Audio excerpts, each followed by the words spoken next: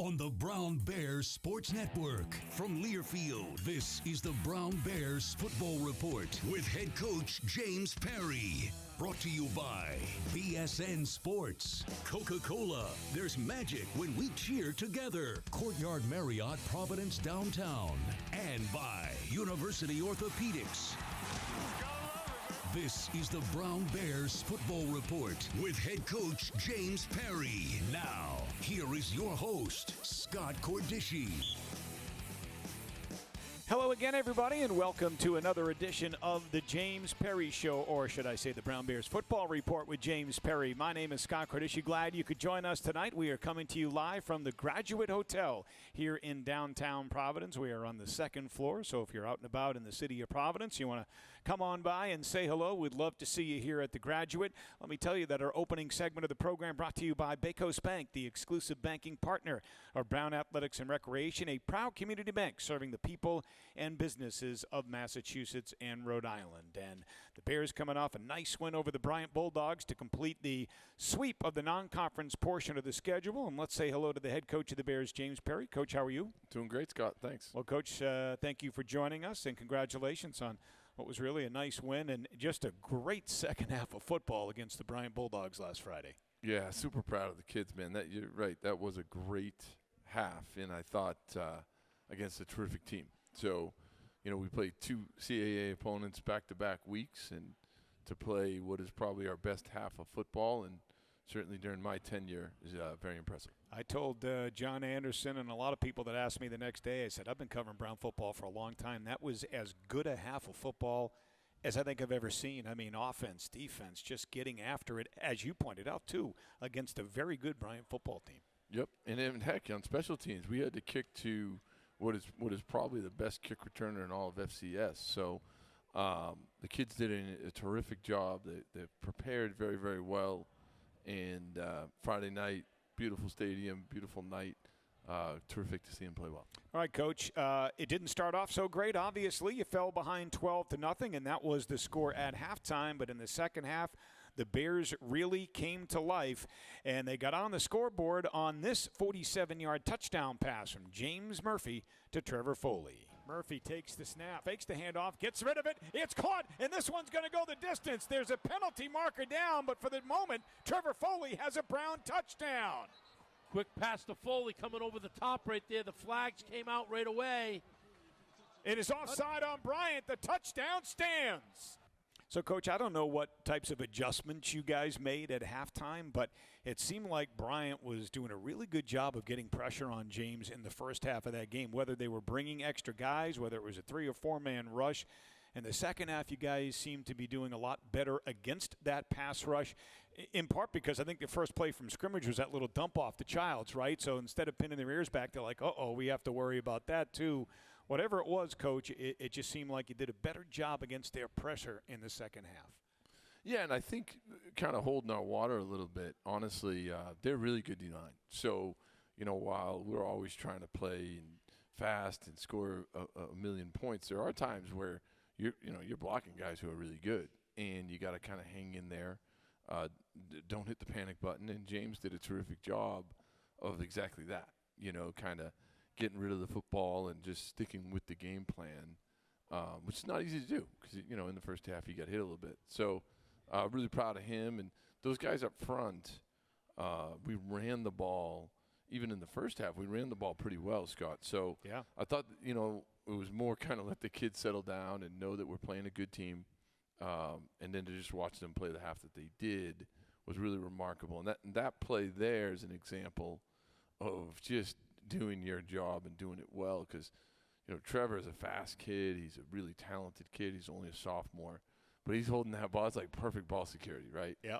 And I think it showed how seriously we took just, you know, less than schematic halftime adjustments. Just doing our job, sticking with the process, and just doing it well. Coach, you know, to your point about running up even well in the first half, that opening drive was an excellent one. Unfortunately, Murph got hit as he was releasing that pass that got intercepted, but you were putting together a real good opening drive there, and it looked like you were going in for points. Yeah, and, you know, it's honestly, we knew Audie was good, you know, but he's even better in person.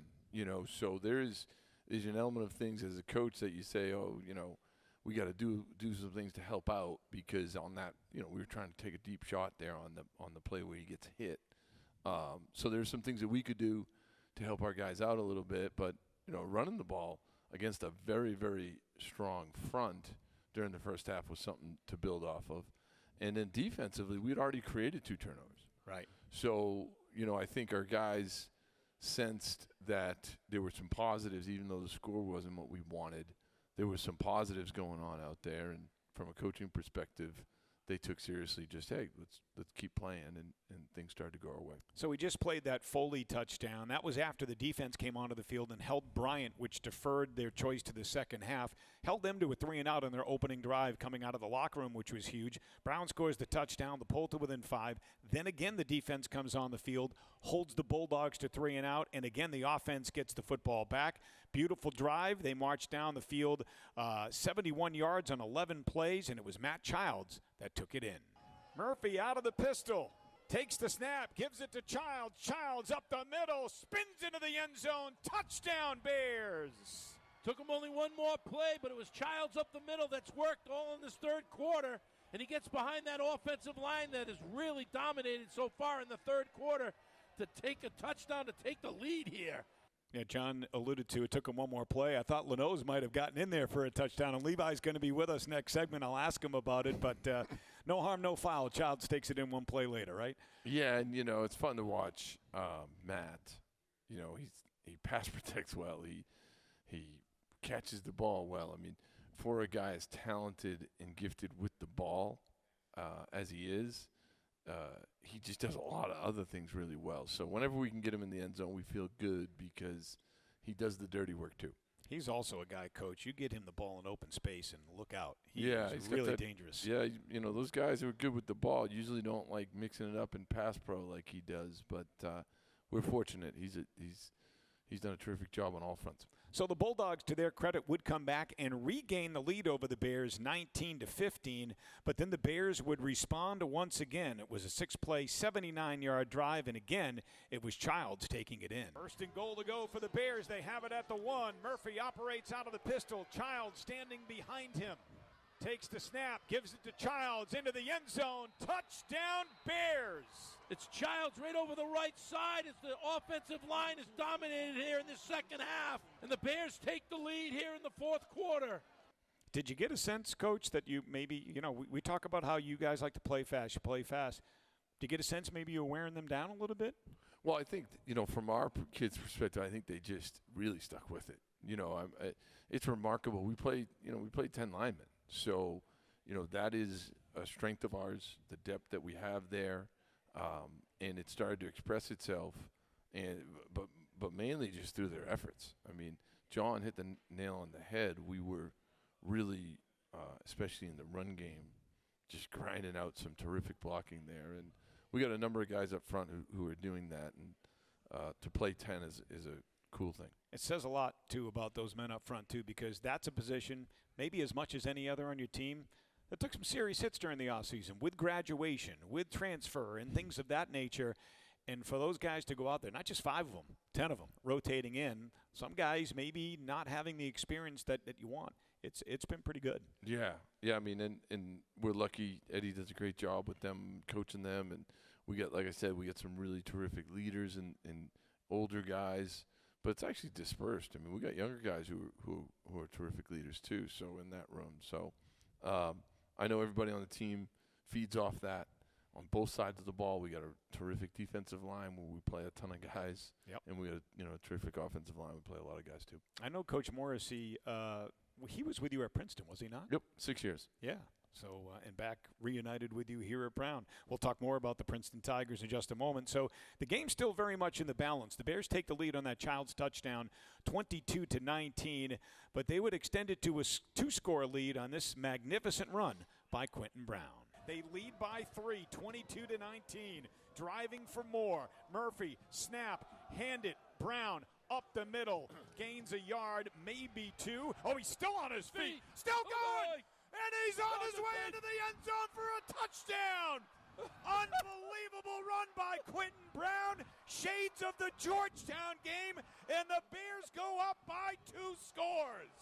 We thought he was down. He kept his feet moving. How he was able to get out of that pack, I don't know. He continued to run, and he made it to the touchdown. He dragged 4 players with him. Unbelievable. Yeah, Quentin Brown's proving that he's more than just your Kodiak 2 yards in a cloud of dust running back. That's 2 runs he's had, Coach, this year in the first 4 games when it looks like he stopped a few yards downfield and he keeps it going and breaks out of the pack. It's awesome to see. There were 2 plays there in that workflow there that, I often talk about how grateful I am. These seniors, guys who've worked for Brown for 4 years. And, I said to Solomon on the catch that he made, I said, what's your favorite catch? I mean, this guy's caught a lot of balls for us and 80-yard touchdowns and whatever. He says, that's number 1. I said, that was my number 1 too. He really competed hard for it. And then to watch Quentin, another senior, compete that way, a lot of fun for me. And, we need it. We need both those guys. So the Bulldogs tried to mount a comeback, but the Bears defense would finish it off late in the fourth quarter with this stop. Keepner takes the snap, back to pass. Pressure's on, gets rid of it. Middle, incomplete. Purdue got a hand on it, and the Bears take over up by 10 with 1:45 to go.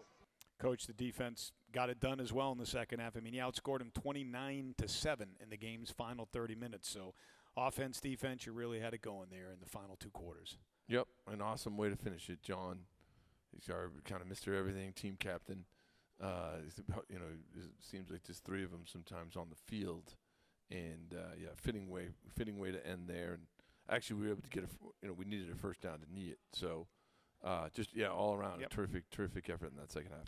First time since 2014, the Bears have won all 3 of their non-conference games as they head back into Ivy League play. Ironically, in 2014, you beat the same 3 teams, Bryant, Georgetown, and Rhode Island. But I would argue, and for anybody that wants to fact check me on this one, go right ahead.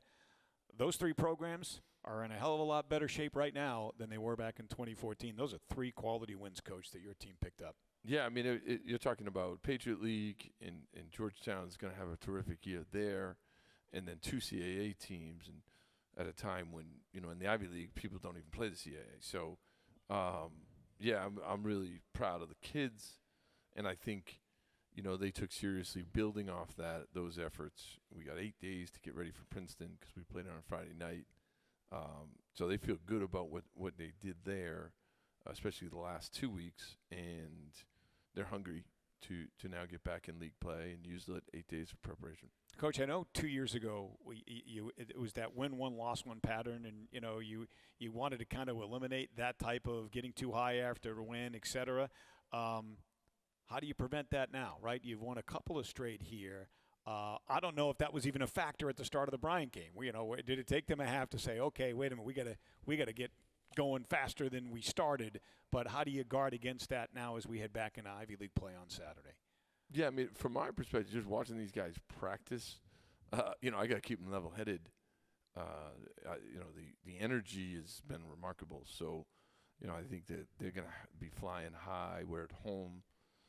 Brown Stadium, it's the 100th year of the stadium. So, I don't think the motivation piece, from putting my coaching hat on here, we got to make sure that we're level-headed. Things are not going to go easily, right, ever in football. So whether it's a half of football at Bryant or whatever occurs at Princeton, I'll lean on those older guys to handle it, to weather it, and just play our best. So, Coach, let's talk about the Tigers. Saturday's opponent, Family Day at Brown Stadium, should have a good crowd on hand. Going to be nice weather, temperatures in the mid-60s, sunny skies. They come in 2-2, 1-0 in the Ivy League. And like you, they've played a pretty challenging non-conference schedule themselves. Yeah, I mean, this is like it's wild to watch. Columbia is the defending league champion, and Princeton, they're back. I mean, they're a terrific team, and this is like playing Bob. Obviously, he's a good friend of mine, but he's also, everybody would acknowledge this is like the best coach in the league. He's got a great staff. He's got these kids playing, and that showed up on film. I mean, Columbia is a really good team, and the defending champ. So Princeton's doing a really, really good job. It'll be a great challenge. So looking forward to it. This might be a question better asked of your defensive coaches, but, how do you prepare for a team that plays two quarterbacks? Because it seems like they've been rotating Kai Cologne and Blaine Hippa.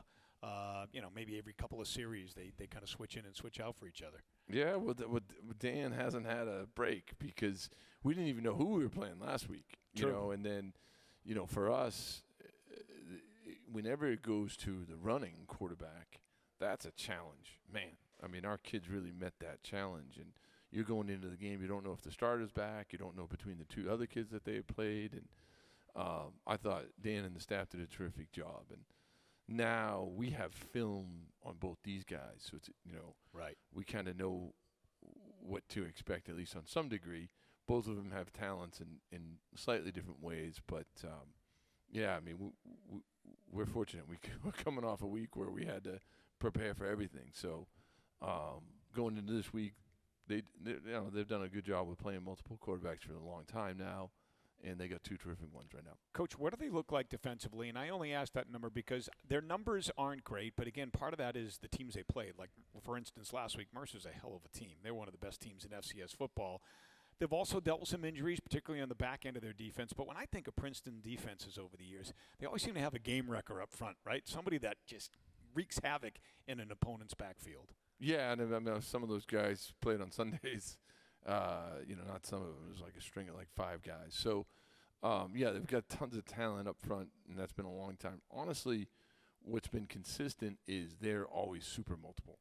So even, game-wrecking D linemen, everybody wants that. But they're super multiple, like bring a lot of different pressures. They'll play multiple fronts. They really, really play those fronts very well. So it'll be a huge challenge for our line, just how much they do with the kids that they got who are, really good ball players. But, that's like a staple of Princeton is they really make you think with how multiple they are. As exciting as it was to be at Centerville Bank Stadium a couple of weeks ago, looking forward to coming back to Brown Stadium, your true home? Yeah, man, there's no place like it. Like I said, it's 100 years. What a historic place. And, for us, it's kind of an interesting dynamic because the first game seems like a million years ago. That's the last time we were in the stadium. So we love playing there. The kids, like I said, that motivation will not be on my checklist for Saturday. The kids will be highly motivated to get back in the stadium and play. All right, Coach. Good luck against the Tigers on Saturday. Thanks, Scott. All right, that's the head coach of the Bears, James Perry. We'll take a timeout. When we come back, Levi Lenowes will join us along with Miles Brophy. You're listening to the Brown Bears Football Report with James Perry from Learfield. For the big, for the small, the short, and the tall. Peacemakers, risk takers. For the optimists, pessimists, exhibitionists. For long-distance love. For the far-sighted, nearsighted. For introverts and extroverts. For the thinkers and the doers. For old friends. Coca-Cola. For everyone. There's losing, and then there's being the loser. Game time comes with enough pressure. Way too often, people are betting on sports, losing, and taking it out on the athletes. Only a loser would harass college athletes after losing a bet. But it happens almost every day. Root for your team. Get crazy when the buzzer sounds. But don't harass anyone because you lost a bet. It's time we draw the line and put an end to the abuse. Brought to you by the NCAA. The NCAA, driving change to do more for today's student athletes. The NCAA programs deliver $4 billion in scholarships every year. Those D1 scholarships are now guaranteed. Health and well-being services are mandatory. Student athletes get tutoring as well as financial literacy coaching because almost everyone is going pro in something other than sports. The NCAA, driving change to do more for today's student athletes. The economics of healthcare are what they are. There's a lot of pressure applied to patients from the insurers, from the hospitals, about where they should be receiving their health care. They're torn in a lot of ways. My response to that is, why wouldn't you come to the place that's going to care for you, look after your best interests, and make sure you get the very, very best in health care?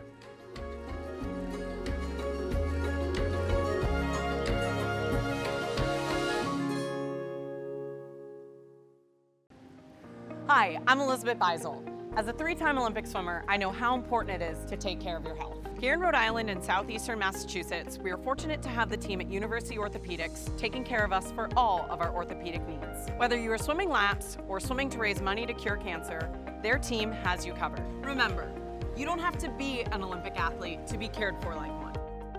The best orthopedic care anywhere is right here, University Orthopedics.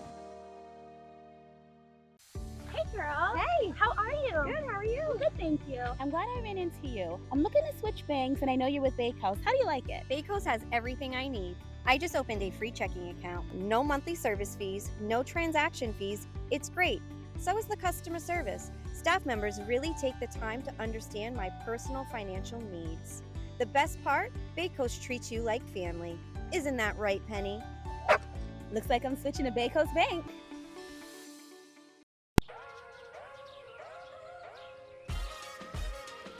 What moves you?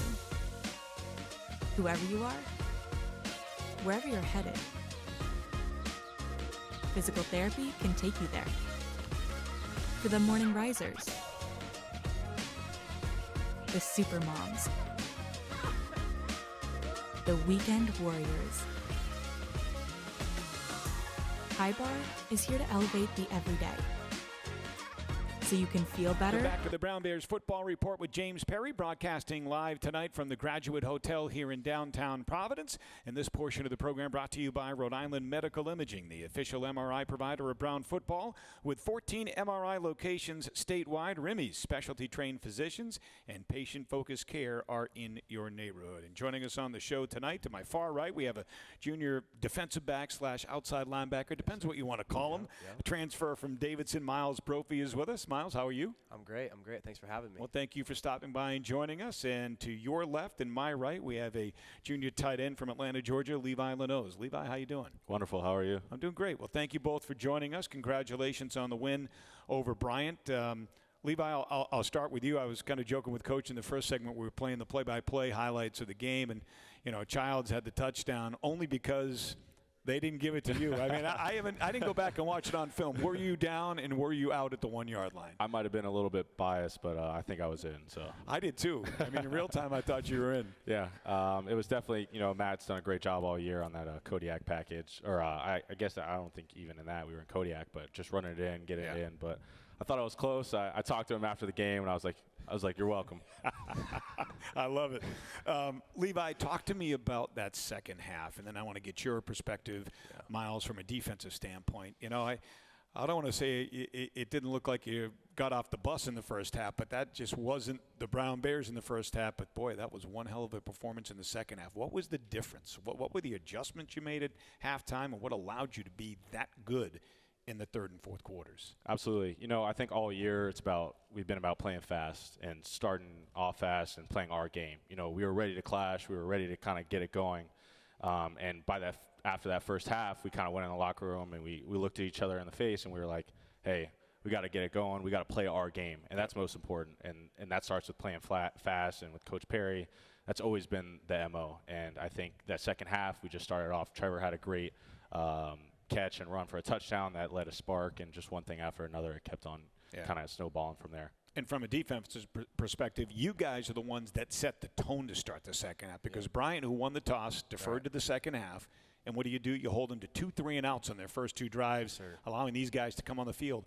What was said at halftime? What type of adjustments, if any, were made at halftime to allow you guys to come out and just really pretty much shut them down, with the exception of one score in the second half? Honestly, adjustments-wise, we didn't really do too much. I think for us it was just about doing our jobs, being in the right gaps, playing our brand of football. And once we started doing that, I think, for the rest of the game, it showed what we can do.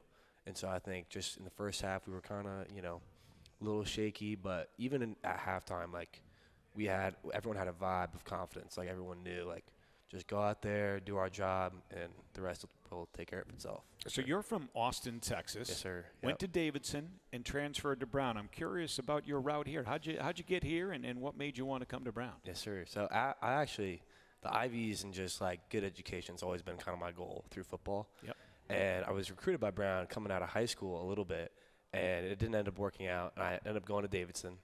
And while I was there, it was the same vibe, kind of similar vibe where, good academics, good football, that was a lot of fun. But then our head coach left after my sophomore season. And so I think I was just kind of reevaluating. I was just like, I don't know, like, let me go see what I can get in the portal. But I would have been totally fine staying. And then Brown called and, set up a visit, and I loved it. And it's been great since then. And man, if you fit right in, you lead the team in tackles with 37 total tackles. I mean, talk about your role in this defense too. Kind of a DB outside linebacker. Right. I mean, we kind of run like a 4-2-5, right? Kind of, or some people call it a 4-4. You know what I mean?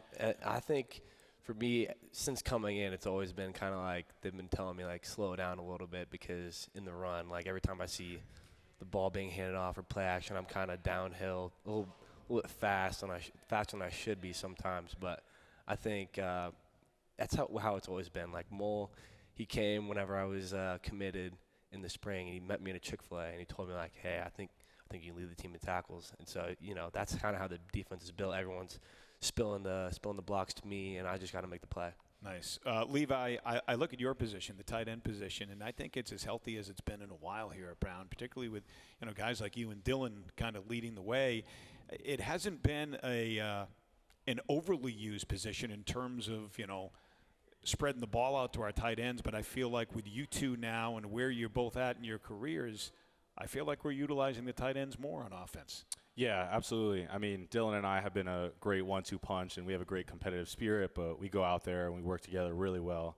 Also, the addition of course, Coach Murphy has been phenomenal, and just that ability to develop in the pass game and the run game has been great. And, over the summer, I stayed here, and Murph was here, James Murphy was here, and we worked a lot during the summer doing 7-on-7s. Miles was here as well, kind of getting used to that new offense that we've kind of implemented has really been a help, and it's kind of showed up, and we continue to kind of just get better every single week and contribute as much as we can to help the team win. Yeah, not a lot of people know that followed the team. I think people just assume, okay, yeah, new defensive system, new defensive coordinator, but you guys made a lot of changes on offense this past season as well, didn't you? Yeah, 100%. I mean, it's been great. Coach Murphy has came in here and implemented a lot of stuff that's been essential for him over the past couple of years at URI. So it's been amazing to kind of just help implement that along with Coach Perry's system. Has been phenomenal to just kind of, they mesh very well together, and it's working out for the best. And, especially for the tight end position, I can't complain having Coach Murphy kind of trying to advocate for us, which has been amazing. So, Miles, it's so noticeable when you flip on the film of a Brown game, and even more so when you're at the game itself, to see the energy this defense plays with. And it's hard not to say that a lot of that doesn't come from your DC, Dan Mulrooney, right? I mean, that guy he's full of energy, yes, and sir. You guys seem to feed off of that. Absolutely. All the time. That's what he's preaching, especially this week. It's been all about juice.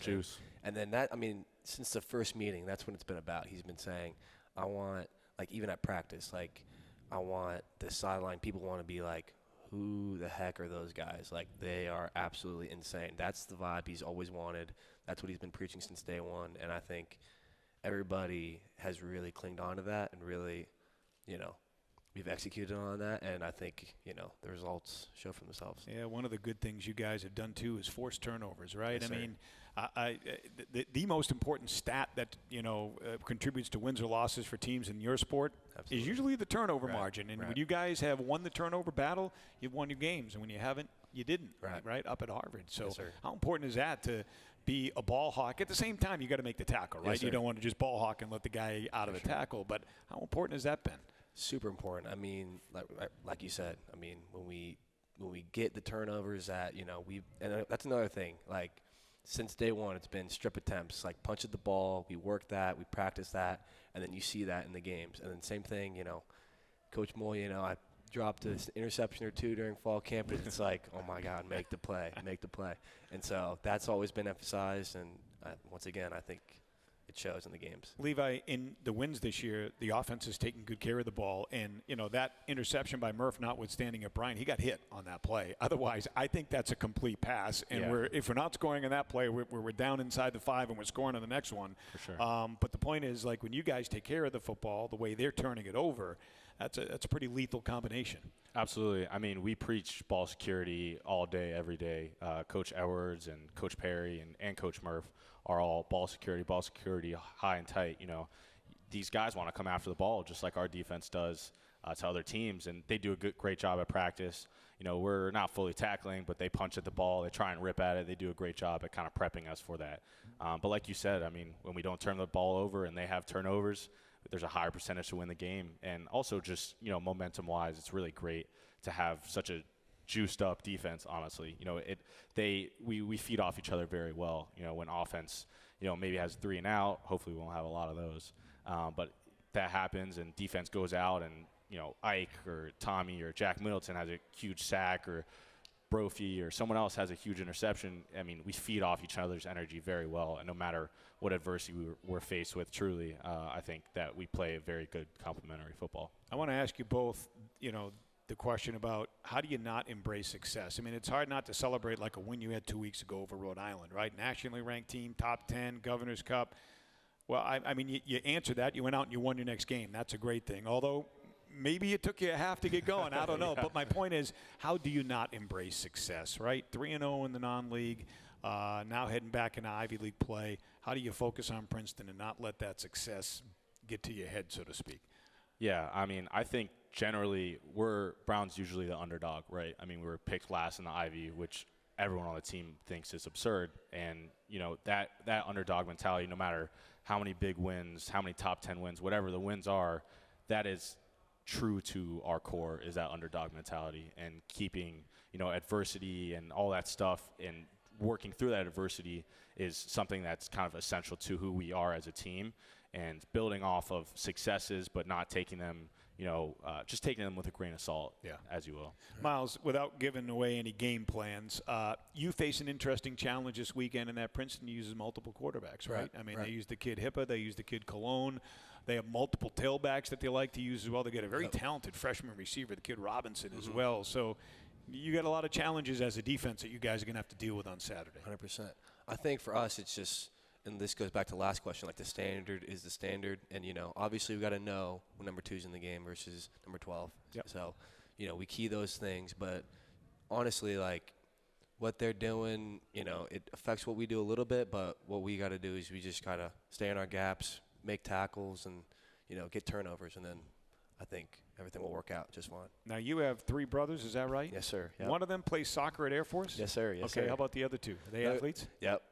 They're a little bit younger. So one of them is a 9th grader right now. He's a soccer player and a football player. Okay. Hoping he chooses football. But, with Ben at Air Force, he's been so good in soccer. And I think the youngest one might choose football for me, and then Drew, the 9th grader, might choose soccer. Levi, you have any siblings? I do. I have 4 siblings. Oh, yeah? Yeah, all brothers, older. sisters? 3 brothers and a sister. Athletes? No athletes. No. I mean, great high school basketball players, but no collegiate athletes. So I'm kind of last in the line, and that's pretty much it. You guys are both juniors. What are you concentrating in here at Brown? I'm going to do economics here at Brown. Okay. Yes, sir. And I'm health and human biology, so just. Do you want to become a doctor? Is that like a pre-med track? I don't know. I'm still trying to figure it out, but I'm interested in biomedical sales right now, so I'm just talking to a couple people, but just interested in human body performance, those type of things. Have you guys had a chance to have any type of summer jobs or internships at all that have kind of piqued your interest? Absolutely, yeah. That was one of those things. Coming into Brown, it's a little bit of a different vibe coming to the Ivy League. When I committed, Coach Perry was like, I could set you up with an internship. And I was like, whoa, really? And he just like that with a snap of a finger, I was able to have an internship over the summer, come up, work out with the football team. And who'd you intern with? Bruin Capital. Oh, yeah, George Pine. Yes, sir. Yeah, right. Ron Bear, and his son played here as well. 100%. And, that's those Ivy League connections for sure. That's awesome. Yeah. That's awesome. Yeah, this past summer I actually internship with New England Tech and Richard Gallus, of course, Richard Gallus Field. That's right.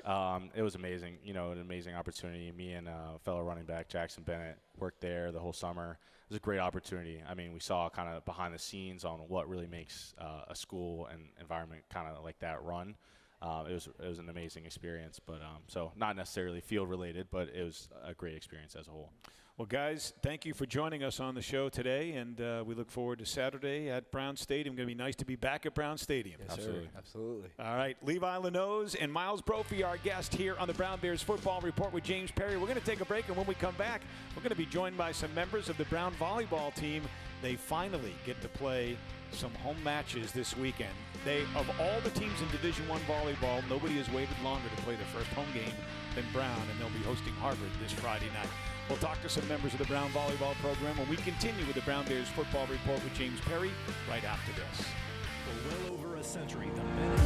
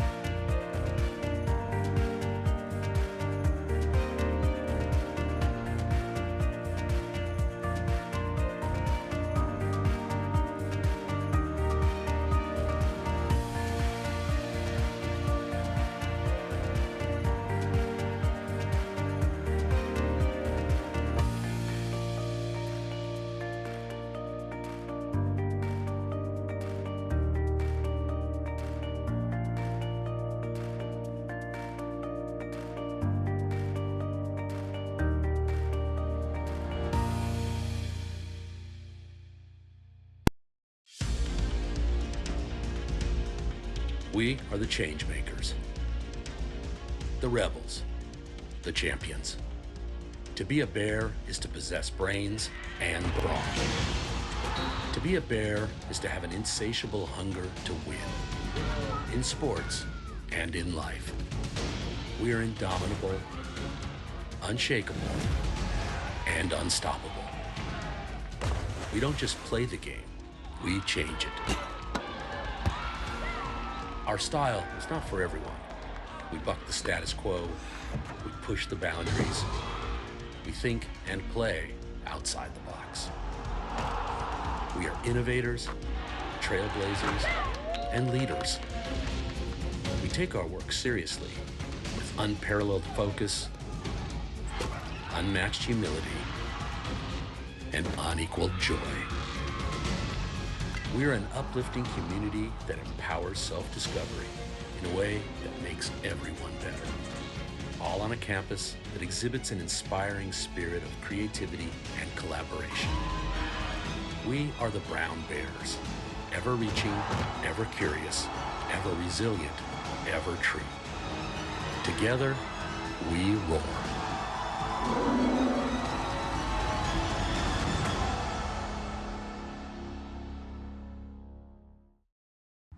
Being at an Ivy League school, it certainly is more than possible to be both an exceptional student as well as excel in the sport that you choose to pursue. I get to sit in a classroom with wrestlers who go compete at a national level, hockey players who are making it to championships. To watch them succeed, at a national level, it's pretty incredible. I don't think I would be where I'm at if I went anywhere else. It's been really fun for me to just challenge myself and make it to those events and perform and show people that Princeton is a good golf school and you can come here, have all your dreams come true. Very fulfilling, very rewarding. I feel like you're at a world-class level in multiple fields. All these schools have been around for a while. Just kind of getting to see Ivy League put it on a national stage is just very, very cool to me. But now I think people are paying a lot more attention to what the Ivy League is capable of and putting some more respect on the league. There's been a lot of success in the Ivy League, and the Ivy League is going to be on the big stage more and more often, and I'm excited for that.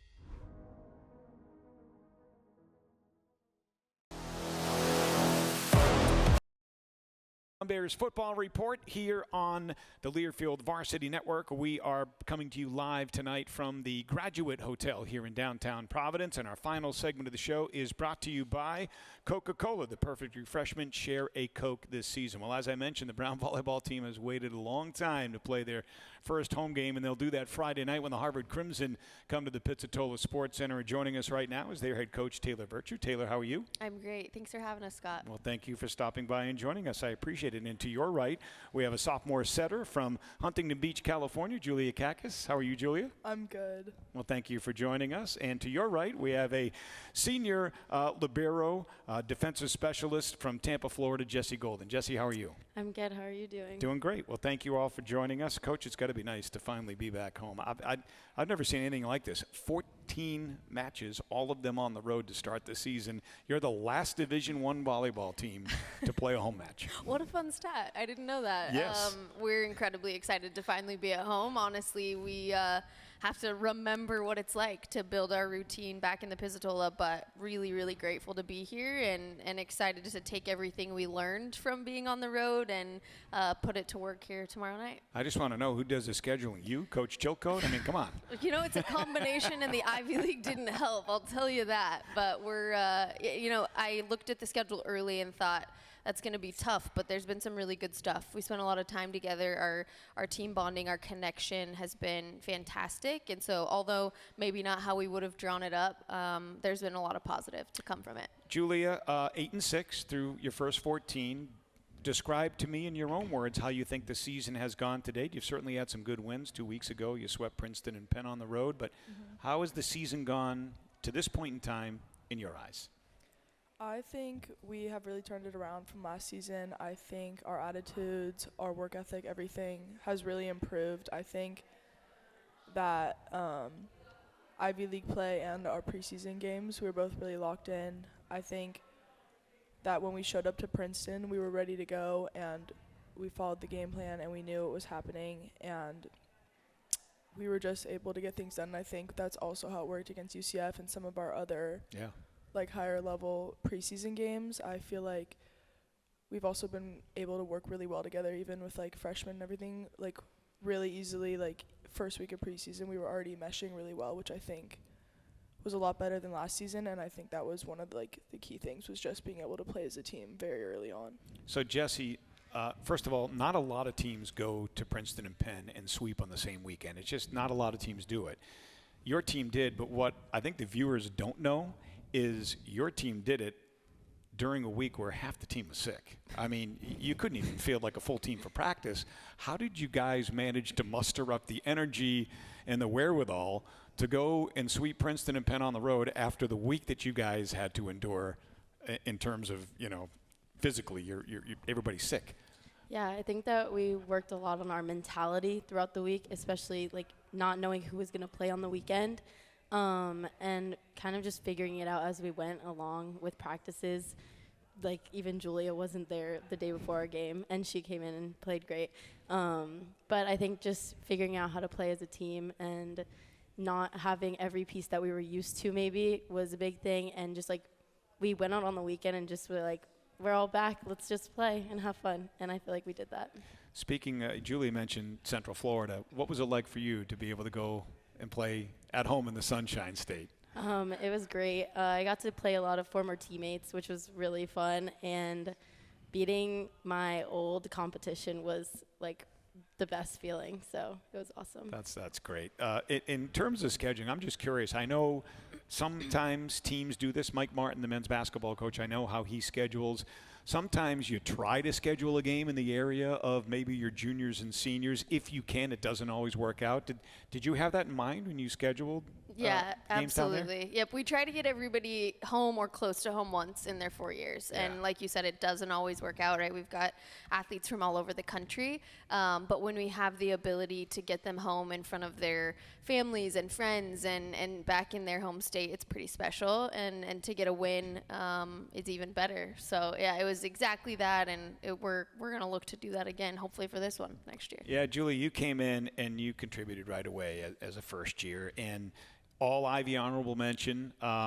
as a sophomore, as a freshman, I should say. What was that like for you? I mean, I know you came in as a high-level recruit, and I know every recruit is usually the best player on their high school team, but then you come to college, and now you're on a team full of players in the same spot. What was that like for you, your freshman year here at Brown, not just coming in, but coming in and playing and being a big contributor?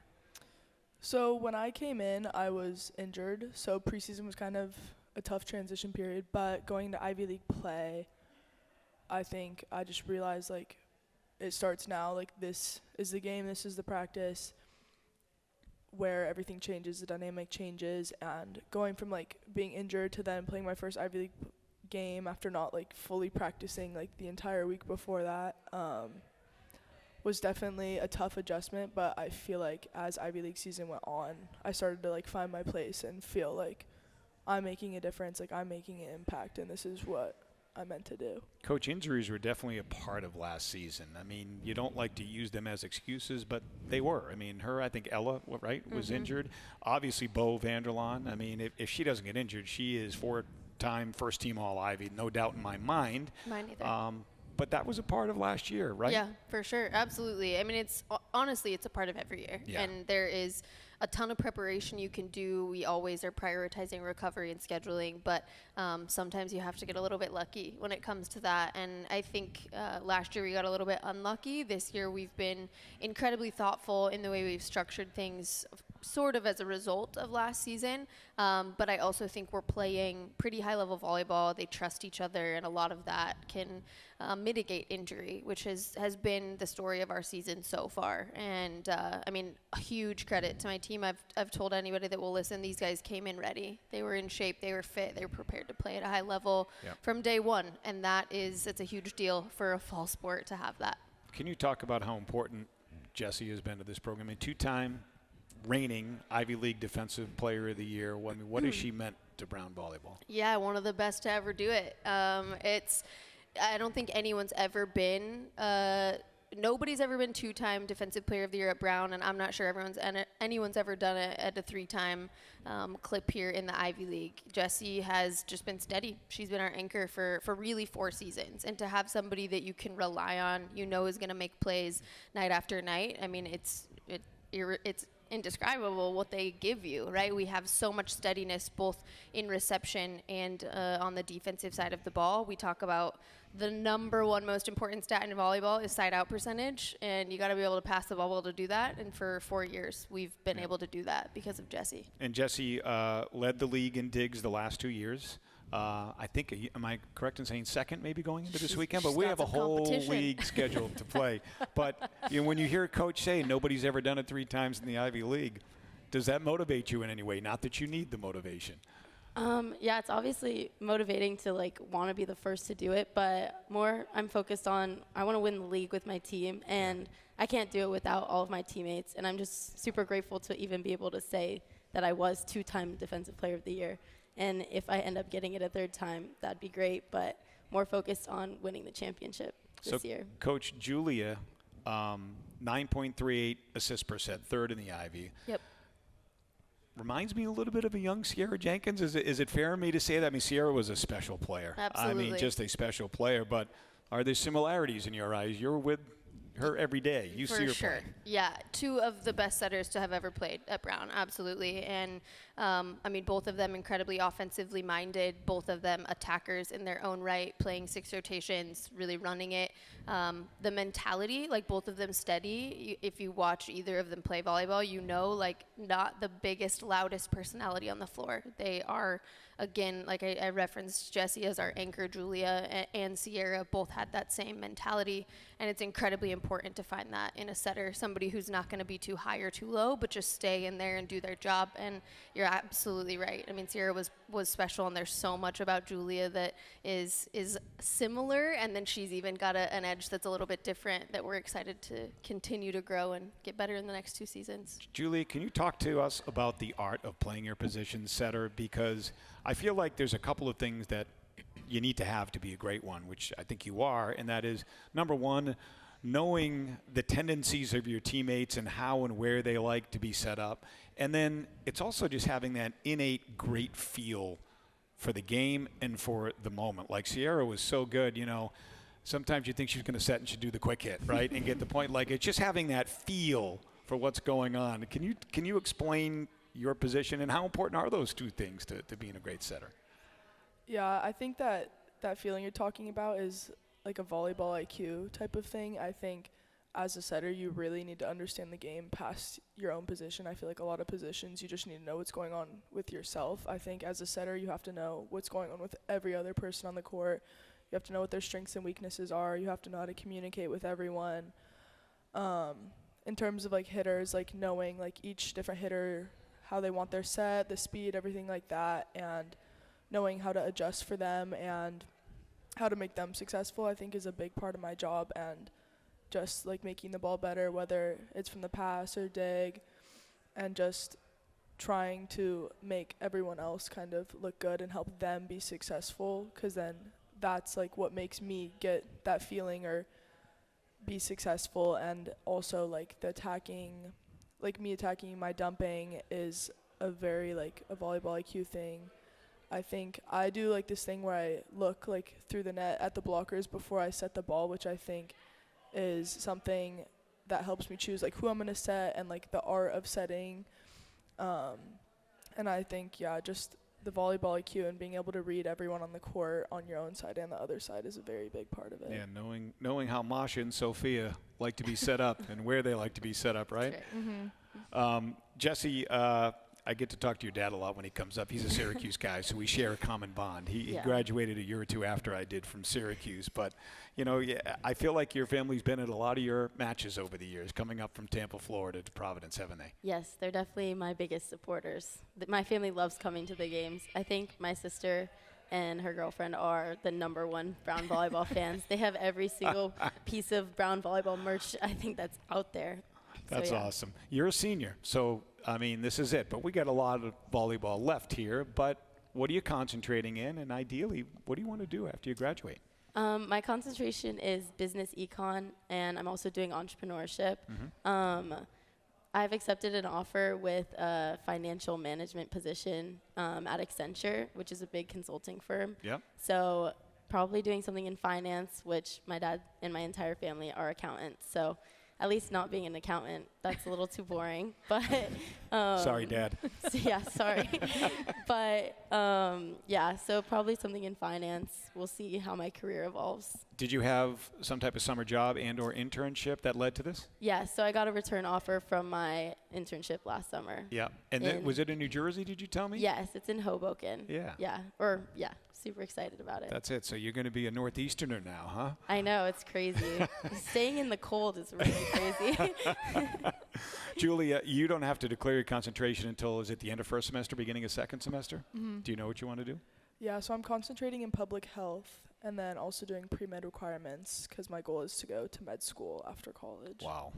That's a full plate. And, Sure and being a is. student athlete, which is like having a full-time job That's on right. top of it. I don't know how they do it. Harvard and Dartmouth coming up this weekend. Harvard Friday night, Dartmouth on Saturday. Coach, what can you tell us about these two matches? I'm sure you're probably singularly focused on Harvard right now. You worry about Dartmouth when Saturday morning rolls around. For sure. Yeah, incredibly excited. We always play well against this lineup. These two matches, for whatever reason, bring out something fun in my team. So we have Harvard first. Harvard Brown, I think, in a multitude of sports is a fun rivalry. So It is. excited to lean into that.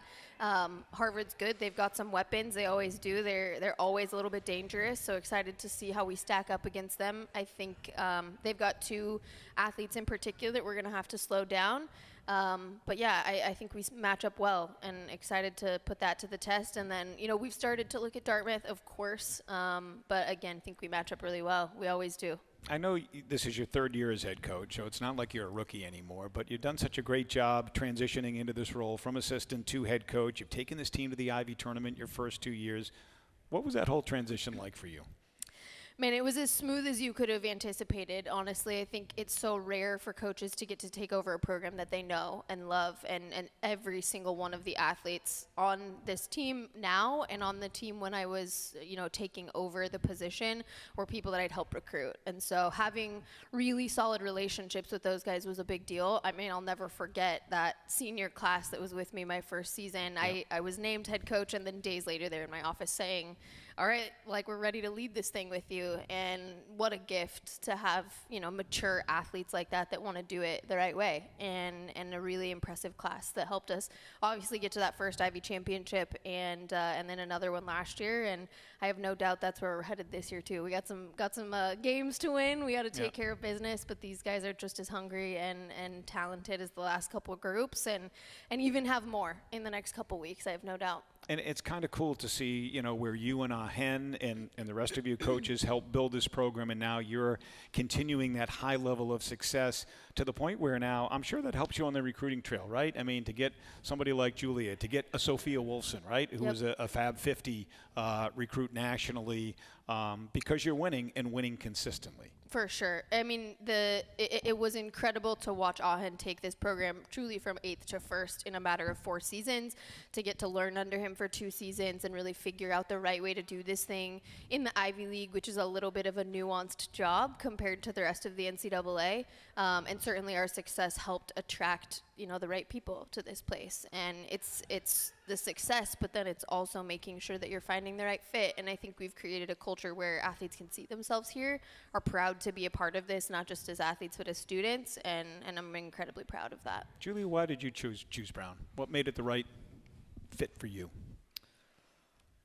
I don't know if I could choose just one thing, but I think I just felt at home, like, right when I got here. The campus was beautiful. Obviously, there's, like, amazing stats about Brown being a happy campus, and obviously being an Ivy League attracts attention. I also think it was a different experience than any other schools in terms of meeting the team and the coaches. I feel like at a lot of schools, they don't really care about you on a level past just how you play in volleyball. But here it was like you connected on an emotional level right away with the team and with the coaches, and you felt like truly supported no matter what your role is. And I think that was a big part in why Brown stood out to me over other schools. Jessie, different question for you, and I'm going to let you close out the show. What are you going to miss most about your Brown experience, whether it's athletically, academically, socially, what? My teammates, for sure, and my coaches. My volleyball family, honestly. Spend a lot of time together over 4 years, don't you? Yeah, these are my sisters. Yeah. Well, you'll carry those friendships with you for the rest of your life, I'm sure. Yeah, I'm also sure of that. Well, it's been a great career. It's been fun watching you, broadcasting your games, and we're not done yet. So good luck against the Crimson and the Big Green this weekend, and thank you all for joining us on the show. Thank you so much. All right, Jessie Golden, Julia Kakkis, and Taylor Virtue, our guest, wrapping things up tonight on the Brown Bears Football Report with James Perry. My thanks to everyone, and thanks to you for tuning in. My name is Scott Cordischi. Have a great night, everybody.